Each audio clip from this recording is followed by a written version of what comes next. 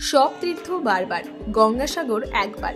এই বিশ্বাসে ভর করেই প্রতি বছরের মতো এবারেও গঙ্গাসাগরে পুণ্যস্থানের উদ্দেশ্যে লক্ষাধিক তীর্থযাত্রী ভিড় জমিয়েছে। চলতি বছরে 9 জানুয়ারি থেকে শুরু হওয়া গঙ্গাসাগর মেলা চলবে 16 জানুয়ারি পর্যন্ত। প্রশাসনের অনুমান এই বছর প্রায় 50 লক্ষ পুণ্যার্থী মেলায় অংশগ্রহণ করতে পারেন। মেলা প্রাঙ্গণ ইতিমধ্যেই জনস্রোতে ভরে উঠেছে। বিভিন্ন ব্যবসায়ী তাদের পসরা সাজিয়ে বসেছেন, যা মেলায় এক ভিন্ন মাত্রা যোগ করেছে।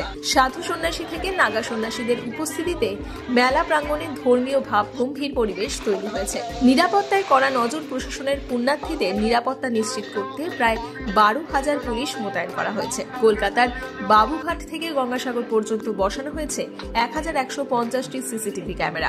আকাশপথে নজরদারি চালাতে ব্যবহার করা হচ্ছে ড্রোন, পাশাপাশি জলপথে স্পিড বোর্ডের মাধ্যমে কড়া নজরদারি চালাচ্ছে পুলিশ। প্রশাসনের পক্ষ থেকে জানানো হয়েছে, কোথাও কোনো সন্দেহজনক কার্যকলাপ দেখলেই দ্রুত ব্যবস্থা নেওয়া হচ্ছে। পর্যটকদের ভোগান্তি, শীতের ঠান্ডায় দুর্ভোগ। যদিও কঠোর নিরাপত্তা এবং সুব্যবস্থার মধ্যেও মেলায় বেশ কিছু অব্যবস্থার ছবি নজরে পড়ছে। প্রচন্ড শীতের মধ্যে পর্যাপ্ত থাকার ব্যবস্থা না থাকায় পুণ্যার্থীদের অনেকেই খোলা আকাশের নিচে রাত কাটাতে দেখা যাচ্ছে। প্রচন্ড শীতের মধ্যে পর্যাপ্ত থাকার ব্যবস্থা না থাকার জন্য পুণ্যার্থীদের অনেককেই খোলা আকাশের নিচে রাত কাটাতে দেখা যাচ্ছে।